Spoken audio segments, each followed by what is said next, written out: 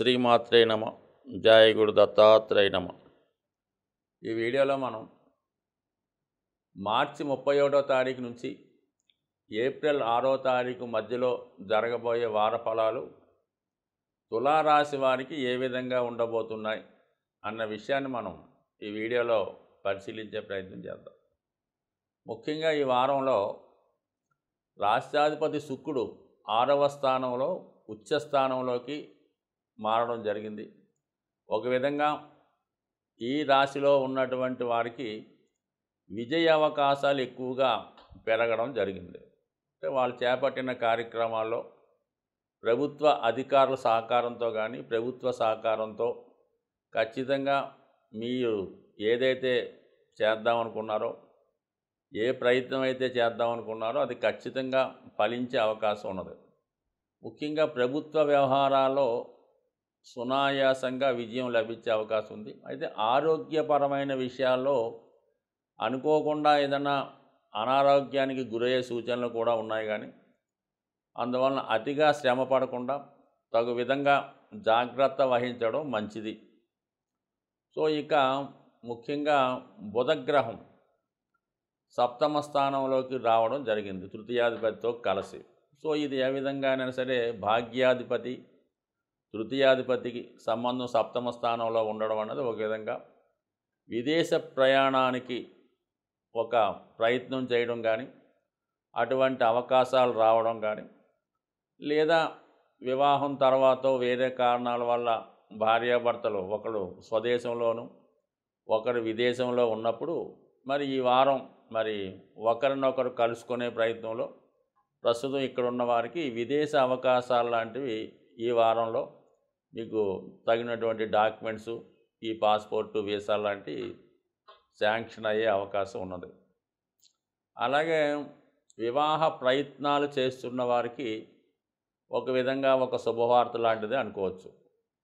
మీరు ఏదైతే సంబంధం కోసం అన్వేషిస్తున్నారో అనూహ్యంగా మరి ఈ వారం అనుకోకుండా మరి మంచి విద్యావేత్త అయినటువంటి, అంటే అమ్మాయి కానీ అబ్బాయి కానీ బాగా చదువుకొని బాగా సెటిల్ అయినటువంటి వివాహం నిర్ణయం అయ్యే అవకాశం ఉంది.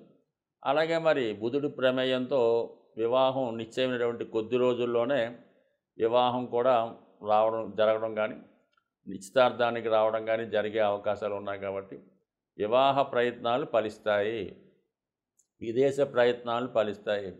విద్యార్థులకి ఒక మంచి గురువు లభించడం ద్వారా వాళ్ళు అనుకున్న లక్ష్యాన్ని చేరే ప్రయత్నంలో వాళ్ళ యొక్క మేధస్సులో ఉన్నటువంటి విద్య పెంపొందించుకోవడం, వాళ్ళు తెలివితేటలు పెరిగే ప్రయత్నం చేసుకోవడం జరుగుతుంది. ఎక్కువగా ఈ తులారాశిలో ఉన్నటువంటి మరి సినిమా, మీడియా, టీవీ, యూట్యూబ్ రంగంలో ఉన్న వాళ్ళకి, అలాగే బ్యాంకింగ్ అండ్ ఫైనాన్స్ రంగంలో ఉన్న వాళ్ళకి ఒక మంచి అవకాశాలు రావడం జరుగుతుంది. ముఖ్యంగా ఏదైనా పెద్ద మల్టీనేషనల్ కంపెనీలో కానీ విదేశ సంస్థల్లో కానీ ఉద్యోగ ప్రయత్నాలు ఫలించే అవకాశం ఉంది. అలాగే వైద్య వృత్తిలో ఉన్న వాళ్ళకి కూడా వారి యొక్క పరిశోధనలు ఫలించడం, వారికి ఉన్నత విద్యా అవకాశాలు రావడం జరిగే అవకాశం ఉంది. సో ఏదైనా మరి కొన్ని ప్రయత్నాలు బాగా దగ్గరకు వచ్చి మిస్ అయినప్పుడు నిరాశ చెందకుండా ఎంబట్నే ఇంకొకసారి ప్రయత్నం చేయడం వల్ల అటు వివాహ ప్రయత్నాలు కానీ, విదేశ ప్రయత్నాలు కానీ, ఉద్యోగ ప్రయత్నాలు కానీ సక్సెస్ అయ్యే సూచనలు అయితే ఉన్నాయి. అయితే రాహు ప్రభావం వల్ల ఏంటంటే ప్రలోభాలకి లోబడే అవకాశం ఉంది. సో ఏదన్నా మీకు సీట్ ఇప్పిస్తామనో, ఈ జాబ్ ఇప్పిస్తామనో, ఈ పెళ్లి కుదురుస్తామనో లంచాల రూపంలో అవచ్చు, బహుమతి రూపంలో అవచ్చు, ఎక్కువ ధనం మీ నుంచి డిమాండ్ చేయడం కానీ, సో మీరు వారికి ఏదైనా ధనాన్ని ఆఫర్ చేసి మీ ప్రయత్నాన్ని నెరవేరే ప్రయత్నం చేసే అవకాశాలు ఉంటాయి. బట్ కానీ అటువంటి వాటి వల్ల నష్టపోయే అవకాశం తప్ప ఎటువంటి ప్రయోజనం లేదు. ఏదన్నా మీరు డైరెక్ట్గానే ఎటువంటి ప్రలోభాలకి గురి కాకుండా, ఎవరికి ఎటువంటి లంచాలు కానీ మామూలుగానే ఇవ్వకుండా నిజాయితీగానే మీరు వర్క్ చేయడం వల్ల, ఆ ప్రయత్నం చేయడం వల్ల 100% మీకు మీ ప్రయత్నం నెరవేరే అవకాశం ఉంది. కాబట్టి ఎటువంటి మాయలు, ఎటువంటి ప్రలోభాలకి లొంగకుండా మీ ప్రయత్నం చేసుకోండి. సో ఏదైనా సక్సెస్ఫుల్గా నెరవేరే అవకాశం ఉంటుంది.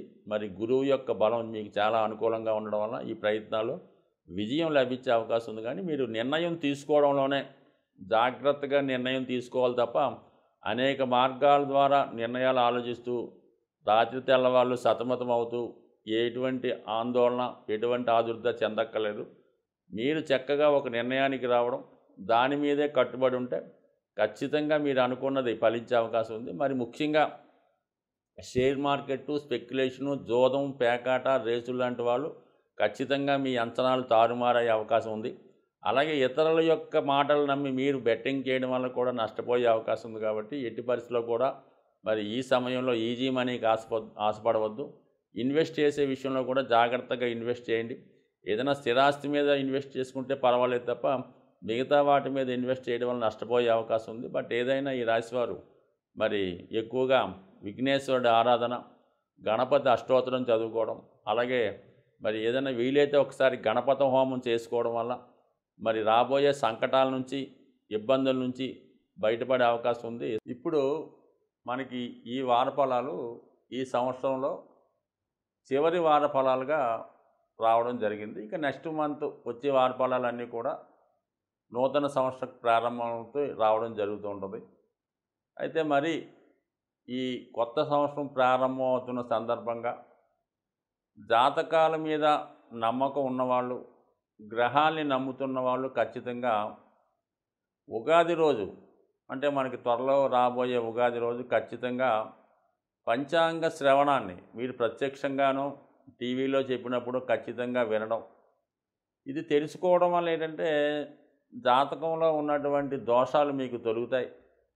కొత్త జీవితానికి మీరు ప్లాన్ చేసుకునే విధంగా ఆ రోజు, అంటే కొత్త సంవత్సరం రోజు మీకు చాలా శుభకరంగా జరిగే అవకాశం ఉంటుంది. కాబట్టి ఖచ్చితంగా ప్రతి ఒక్కరు కూడా ఉగాది రోజు సాధ్యమైనంత వరకు కూడా ఈ పంచాంగ శ్రవణాన్ని ఏదైనా దేవాలయంలో కానీ తప్పనిసరి పరిస్థితుల్లో టీవీలోనే వినే ప్రయత్నం చేయండి. సాధారణంగా ఈ వారఫలాలు ఎంతసేపు కూడా మొత్తం మీద ప్రపంచంలో ఉన్నటువంటి జనాభా అంతా కూడా కేవలం 12 రాశుల్లోనే ఉంటారు. కొత్తగా ఏ రాశిలో ఉండవు. ఎవరన్నా ఈ రాశిలో జన్మించవలసిందే.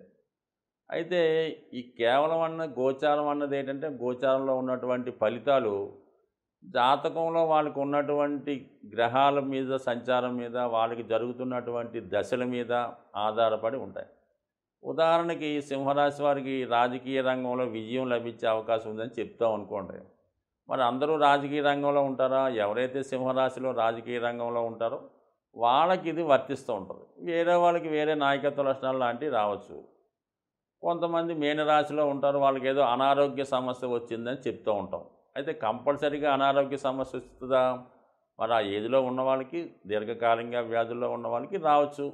లేదు కొత్తగా ఉత్సాహంలో ఉన్న వాళ్ళకి, అదే చిన్నపిల్లలకి ఖచ్చితంగా అది రాకపోవచ్చు. అంటే ఇది 12 భావాల్లో పుట్టిన పిల్లవాడి దగ్గర నుంచి 90 సంవత్సరాల దాకా ఉన్నటువంటి వృద్ధుడు సమస్తం ఈ రాశిలో ఉంటారు. కాబట్టి మీ జాతకాలు చెప్పిని మాకు జరగలేదండి, మీరేదో ఆకస్మిక ధనలాభం అన్నారు, మాకేమి రాలేదంటే ఎలాగొస్తుంది? మీకు ఏమైనా రావాల్సింది ఉంటే వస్తుంది. మీరు ఏమైనా ఒక డిపాజిట్ చేసి ఉంటే, లేదంటే ఏదన్నా చీటీ కట్టి ఉంటే ఆ ధనం మీకు వచ్చే అవకాశం ఉంది. కనీసం మీరు లాటరీ టికెట్ అన్నా కొంటే మీకు ఆ లాటరీలో అదృష్టం వచ్చే అవకాశం ఉంటుంది. మీరు లాటరీ టికెట్ కొనక, ఏది ఇక్కడ దాచుకోక, ఏది రాకుండా కేవలం నిద్రలో కళ్ళ కంటే ఆకస్మిక ధనలాభం రాదు. అలాగే వివాహం జరిగేటప్పుడు వివాహ ప్రయత్నాలు చేస్తే పెళ్లి సంబంధం కుదురుతుంది తప్ప ఇంట్లో పడుకొని కళ్ళ కంటే ఏ వివాహ సంబంధం నిశ్చయం. కాబట్టి ప్రతిదానికి కూడా ప్రయత్నం ఇంపార్టెంటు. ప్రయత్నం చేయడం వల్ల జాతకంలో ఉన్నటువంటి సమస్త దోషాల్ని మనం హరించి వేయవచ్చు, తీసివేయవచ్చు. ఎంత గొప్ప యోగాలు ఉన్నా కూడా జాతకుడు ప్రయత్నం లేకుండా ఇంట్లో పడుకుంటే ఏది కూడా జాతకుడికి వచ్చే అవకాశం లేదు. కొన్ని యోగాలు కళ్ళలో జరిగిపోతుంటాయి. కాబట్టి ఏదన్నా ప్రయత్నం ఇంపార్టెంటు.